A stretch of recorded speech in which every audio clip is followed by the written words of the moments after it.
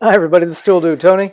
Up today we're going to change out the inner tube on a fat tire mountain bike. The front tire here, I must have hit something or ran over something, but it's definitely won't hold air. So let's just put a new inner tube in it.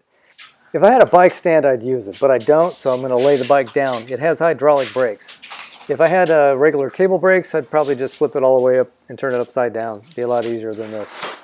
Alright, this bike also has quick release axles there. And even with quick release, I still had to loosen them up a lot to get this tire off.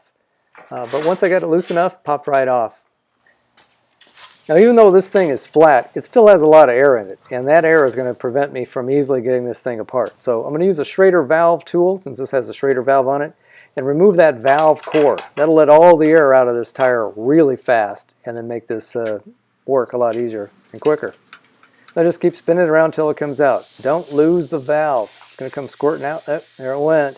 All right, grab that thing, because you might want to fix the inner tube and reuse it. Yeah, see, isn't that cool? A guy named Schrader made that. Hence the name Schrader valve, right?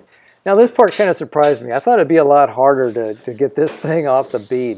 I know working on like regular bikes with without fat tires, it's a pain to get it off. But this thing just popped right off. Look at that. Now, it is possible to patch an inner tube, but this one turned out having 4 holes in it, and I thought it'd probably be a better idea just to put a brand new tube in. I mean, after all, 4 holes? Seriously? All right, now this next part was a little bit more of a challenge than I thought it would be.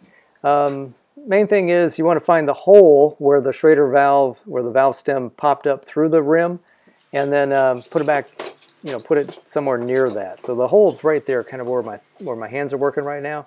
So I'm going to shove the inner tube back just inside. Push it in as best you can.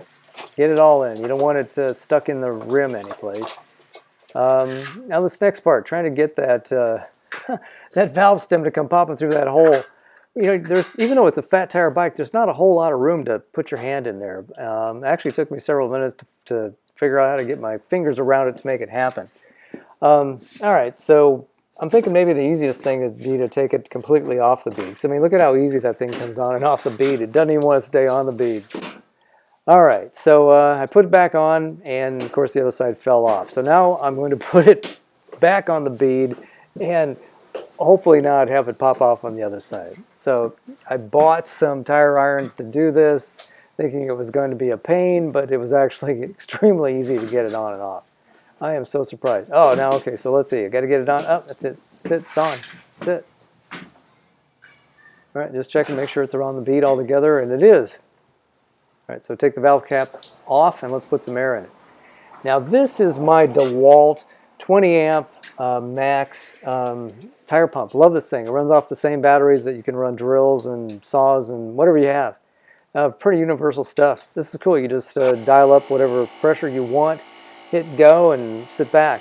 It does it. You can also blow up beach balls and yard tools. I was trying to do this stuff with like a little hand pump originally. It's like, oh man, how many pumps does it take to do a fat tire bike? The volume of air in this thing is incredible. I decided to set this at 20 pounds of pressure. And I did take it for a test drive this afternoon, and 20 pounds is about right. So put the cap back on. It helps keep debris and stuff out. It's just a good idea to use it. Okay, so now getting the tire back on. So you saw it was kind of a pain to get it off. Now it's also kind of a pain to get it back on too. But main thing is, be careful with that brake rotor in here. You want to shove it up into that slot where it is, but you want to go gentle with it, and then just keep working it until you get it up there all the way. I think we're about there. There you saw it. It went on. And then to tighten it up on both sides, you want to have, if you have a quick release like this, you want it to be, tighten up that your wheel isn't going to fall off, and you want it pretty snug. Yeah, that's it. It's on. Okay, so that's how you do it. Now just stand it back up and take it for a test drive. I think we're going to be in good shape here. Hey, so thanks for watching. This is Tool Dude Tony. Smash that like button and hit subscribe. Otherwise, that's it. Tool Dude out of here. Take care.